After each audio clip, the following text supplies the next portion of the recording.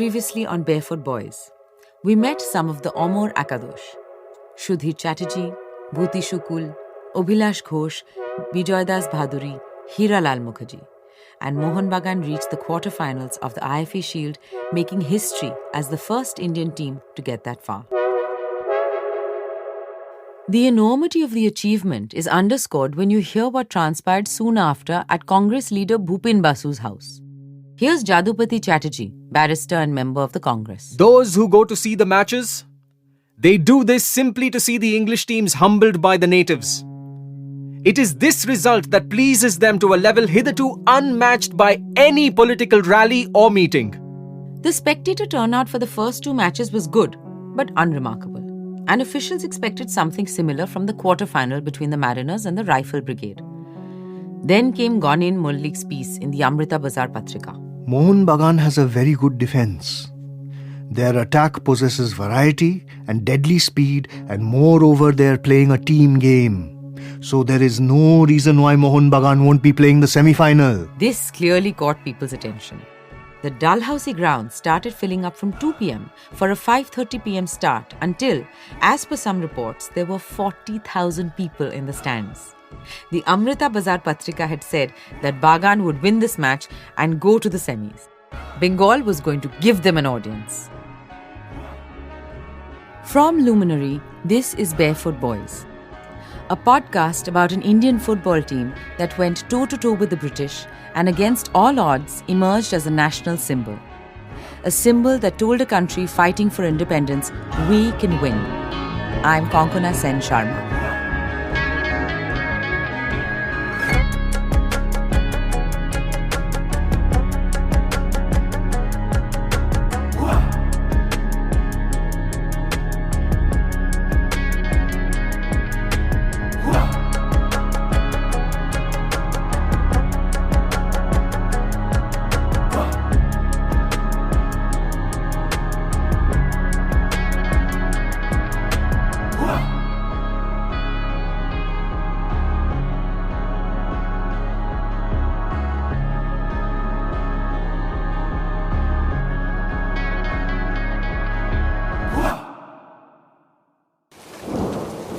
July 19, 1911 began with rain, and for a long while, it looked like it would be a washout.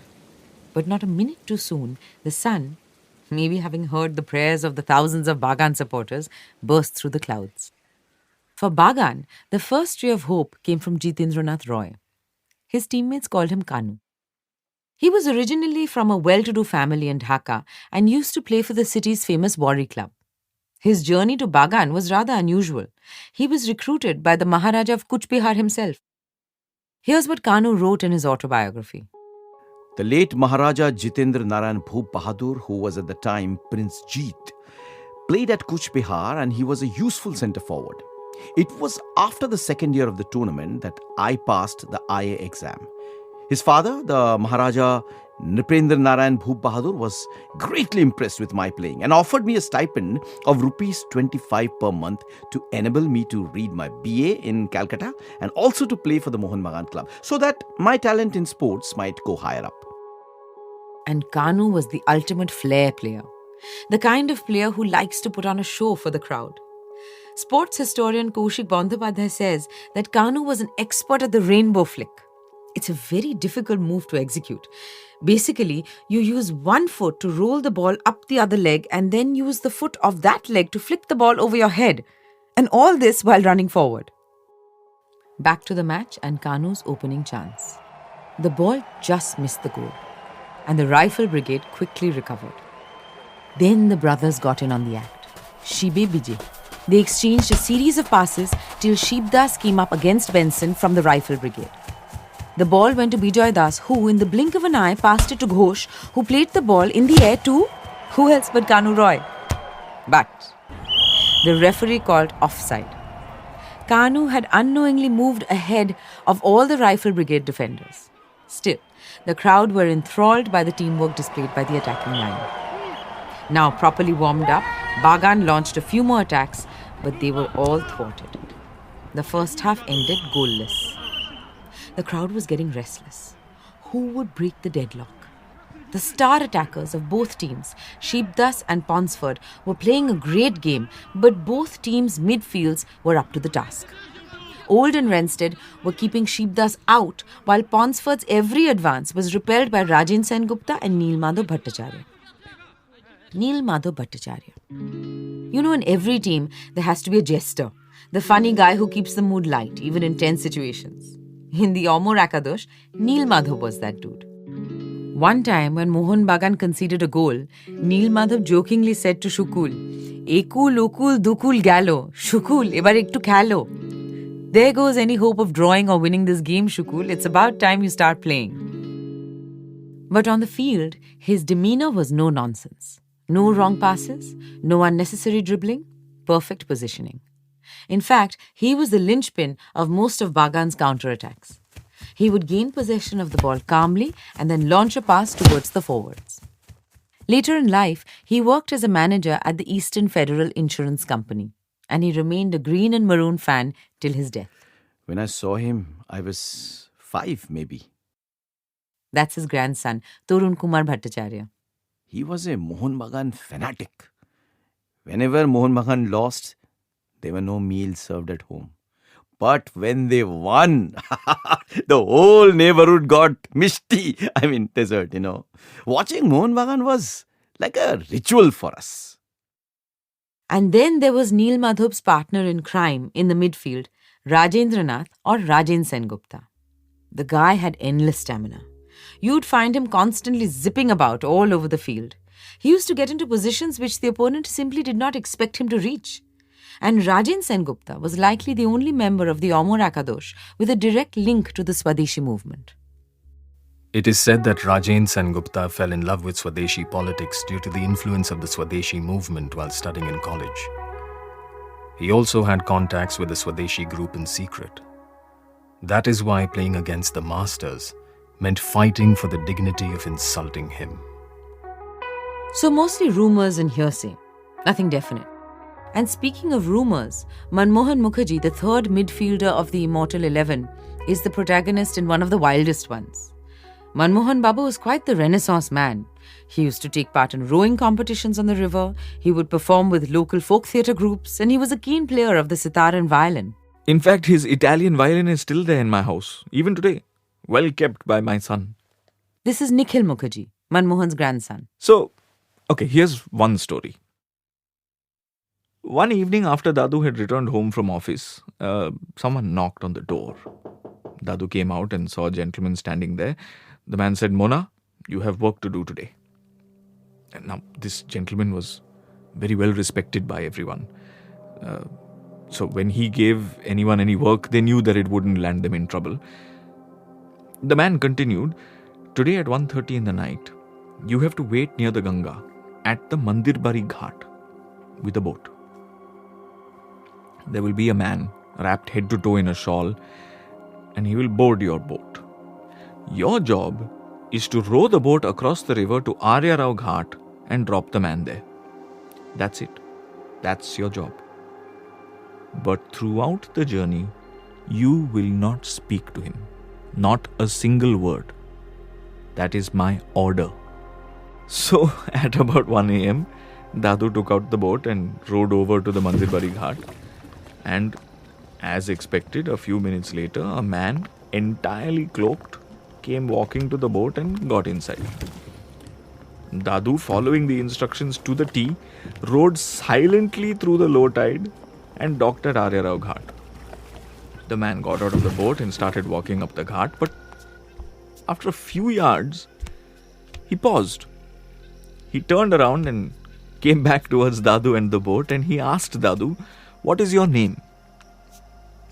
Dadu, following his orders, didn't reply. The man asked again, and Dadu still kept quiet. Then the man asked, "Can you not speak? Are you a mute?" And Dadu said, No, but the person who assigned me this task said that I'm not allowed to speak to you." "Oh, good to see that you respect him and his instructions so much. But I think you should know, because later you will rejoice in the memory of this incident. I think you should know that the person you helped cross the river has a price of 10,000 rupees on his head. You just helped Master Da cross the river.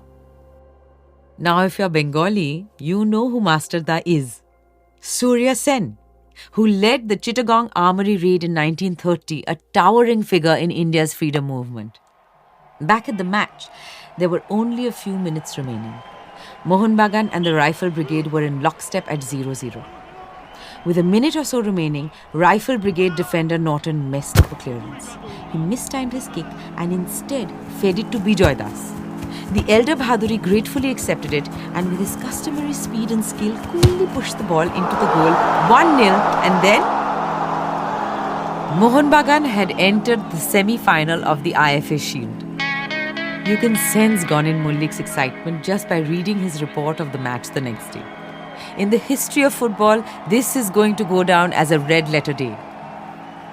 And so we come to the semi-final of July 25th, 1911, Mohun Bagan versus Middlesex Regiment based out of Damdam. Bina juddhe nahi debo sujogro medini, meaning there's no place for anyone else. And there really wasn't. People were perching on the trees overlooking the grounds to be able to catch the action. And on the field, one man stood between Bagan and the final. Piggott, the Middlesex goalkeeper. In just this edition of the tournament, he had already saved 9 penalties. Porish Nundi had an interesting observation. He wrote that a team that has conceded 9 penalties up to the semi-final of the tournament certainly doesn't believe in playing a clean game. It indicated that Middlesex had a tendency to play rough, to regularly foul their opponents and then rely on the skills of the best goalkeeper in Calcutta to block the resulting penalties. And to add to the woes of the Barefoot Boys, it had been raining all day and the field was slippery and slushy. Keeping all these obstacles in mind, Sheepdas came up with a strategy. He decided that Bagan would play a midfield game. They would keep passing the ball around in the center of the field, even if those passes didn't lead to attacks. The key was to attack occasionally and suddenly, and then retreat almost as immediately. This would take the Middlesex defense by surprise. As expected, the Middlesex players played a physical game. They took advantage of the soft ground and repeatedly launched attacks at the Bagan goal. But the defense was determined and dogged. Once again, Bhuti Shukul was playing out of his skin. He stopped at least 3 sure shot goals. Rajen at the back was solid as ever. And between the sticks, Hiralal Chatterjee was in good form, though the setting sun was in his eyes and he often had to shield his face with his palms to spot the ball. Poor fellow. And then Middlesex scored a goal. It shouldn't have been awarded. Bagan should have been awarded a penalty instead. Here's the Indian Daily News with coverage of the incident. Hiralal was extremely courageous. His legs slipped. The ball slipped out of his hand and fell to the ground, rolling towards the goal. Hiralal immediately jumped on the ball, grabbed it and stopped the goal from happening. But Middlesex soldiers, using all their body strength, pushed both the goalkeeper and the ball beyond the goal line. Hiralal dropped the ball once he had crossed the line. It was a goal. So, the Middlesex attackers turned a football match into a rugby game. The crowd was furious. The men in green and maroon were furious. Thankfully, halftime. Mohun Bagan came into the second half, all guns blazing. They executed a special play, something they had practiced in the run-up to the tournament. Obhilash, the centre forward, would now play on the right wing, up and down the length of the field on his side, and Sheepdas moved to the centre forward position. Kanu Roy, who would normally play on the right wing, moved to take Sheepdas's place on the left wing. This was a ploy to exploit the old Shibe BJ tactic. Not quite the Palta Maar yet, but perhaps an Ulta Palta Maar. Opponents had studied Bagan's gameplay with Sheepdas playing behind Bijoy Das. But now the lookalike brothers had turned the tables. The Middlesex defenders, Eden and Uten, just didn't know which one to mark. And then the moment the crowd had been waiting for.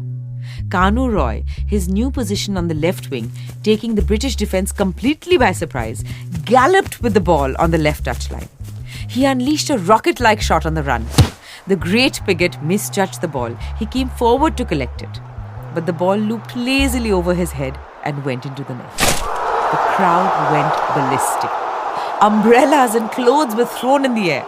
The score was even, 1-1.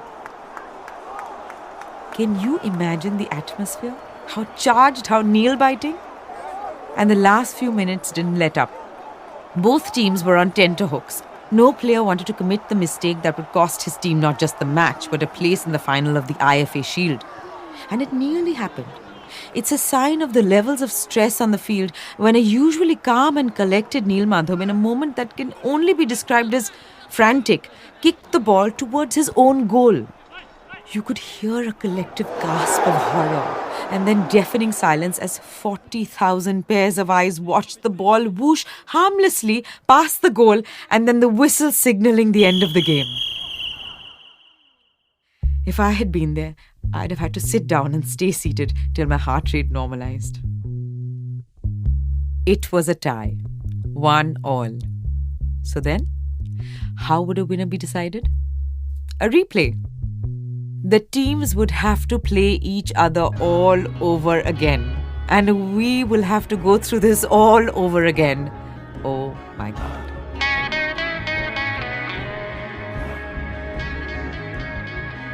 Next on Barefoot Boys, the nail-biting rematch of the 1911 IFA Shield semi-final. Will Mohan Bagan make it to the final?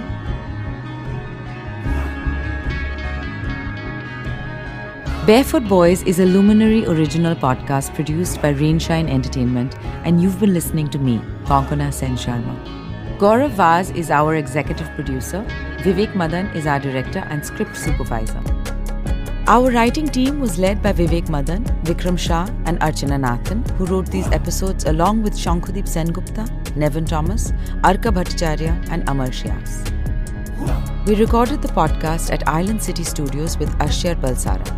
Sachi Rajadhaksh is our sound designer and audio producer, and Ayan Dey mixed and mastered these episodes. Thanks to all our guests and experts for their time and valuable inputs. And a special thank you to Sidin Vadukut for his help getting this podcast off the ground. And most of all, thanks to the Omo Rakadosh, 11 men who did the impossible, who taught a country to dream and for a brief moment showed us what freedom felt like long before we were free.